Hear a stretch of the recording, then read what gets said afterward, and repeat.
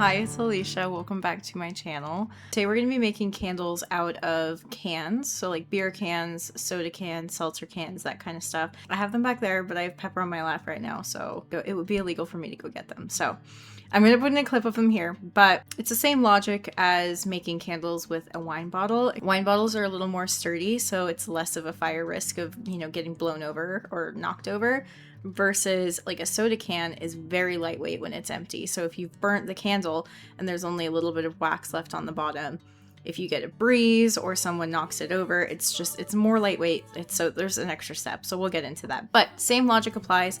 I think these are a really fun iteration. It's not a unique idea by any means. I've seen these on TikTok Shop. I see these on Amazon. I think it's a really fun personalized craft that you can do. What got me into making candles out of wine bottles and cans is that I was running out of candle vessels and I wanted to keep making candles.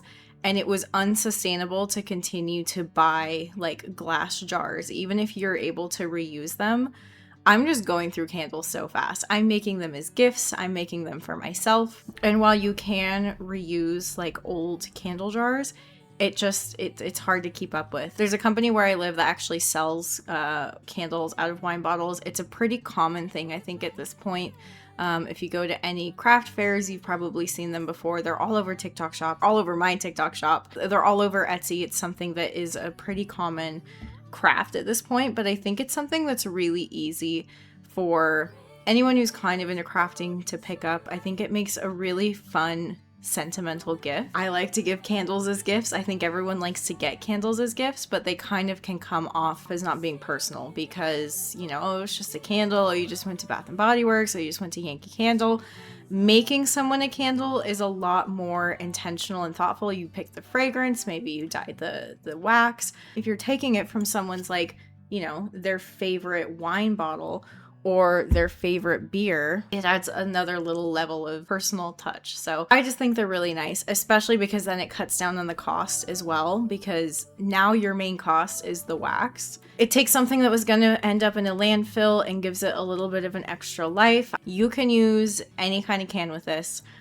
You can use beer cans, you can use soda cans, sparkling water cans, high noon cans, alcoholic cans, energy drinks. I maybe wouldn't do a Red Bull can because those are pretty narrow and I think it might burn a bit too hot. Okay, let's actually make some candles. What's your favorite kind of craft? Okay. All right, so this is what the candles look like when they're completed. The wax is fully set. It usually takes about 24 hours for them to fully set. I actually find that with the aluminum, these burn longer than the candles I make in wine bottles, so just something to keep in mind. So for supplies, obviously you need some sort of can. I'm using these 2 beer cans, and then you also need a can opener. I've actually not tried using a normal can opener for this. I have this specific like soda can opener. It was like $10 online.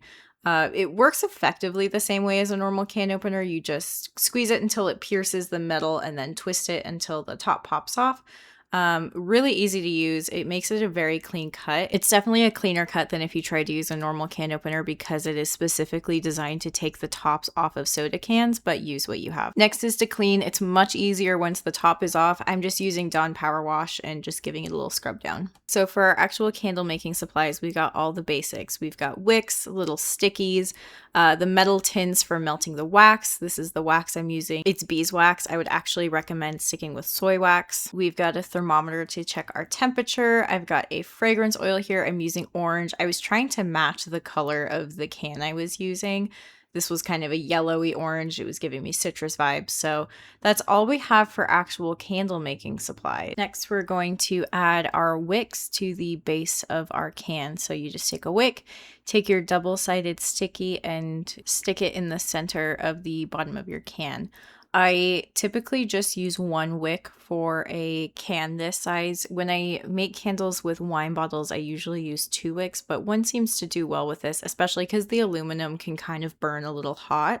So usually one wick is enough to make sure it doesn't tunnel. Use a popsicle stick just to make sure that the sticky is fully stuck to the can, and this is what you should have. We'll be adding some cement to the base of this, so you'll have to remove that popsicle stick, but we need the wick in first. So like I said earlier, aluminum is very lightweight and we don't want this to be a fire hazard. So we're going to add a cement base to give the candle a little bit of weight so that once you've burned it for a while and there's only a little bit of wax left, it's still bottom heavy and isn't going to top over. Cement safety 101, wear a mask, do this in a well ventilated area. Once the cement is cured, it's totally safe, but while it's a powder like this, it's not really safe to be breathing in. While you're mixing it, you don't want to be touching it with your skin, but once it's cured, you're fine. So take a spoon that you're fine being your cement spoon and start adding the powder to your can. So the one that I'm using is a 3-to-1 ratio, 3 scoops of the dry cement, and then I will add 1 scoop or tablespoon of water. It's important to do this step after we add the wick because we want the cement to kind of lock the wick in. If we did this first, the wick wouldn't stick to the cement. So that's our order of operations there. So I'm just making the second candle, and the second we're done, lock that up and put it away again. We don't want to be breathing this in. This is what it looks like before you add the water. It's just the cement powder at the bottom of the candle. I think it's just easier to do it like a assembly line by doing all of these steps first and then adding the water later. So like I said, it's a 3-to-1 ratio, 1 being water. So I'm just adding a tablespoon of water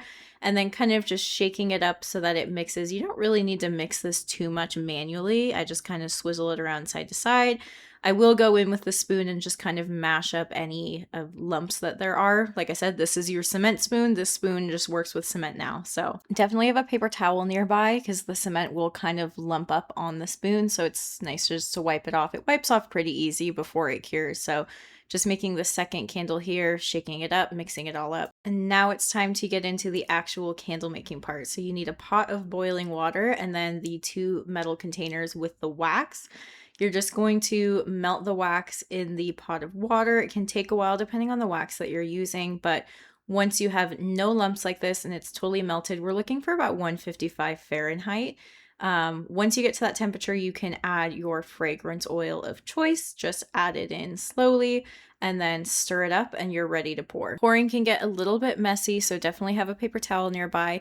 You might need to straighten your wick after you pour. It can kind of move around a little bit, but that's why we have those popsicle sticks with the hole at the top just to keep it straight. Once you're finished pouring, these will start to solidify after a couple hours. I would leave them untouched for 24 hours just to let them fully solidify. You don't want any air bubbles or uneven wax. But you're now the proud owner of a finished canned candle. Because these are aluminum, they do hold in heat more than a typical candle. I just wouldn't let these burn for more than 2 or 3 hours at a time. But I hope this was helpful. Leave a comment if you give it a try, and I'll see you next time.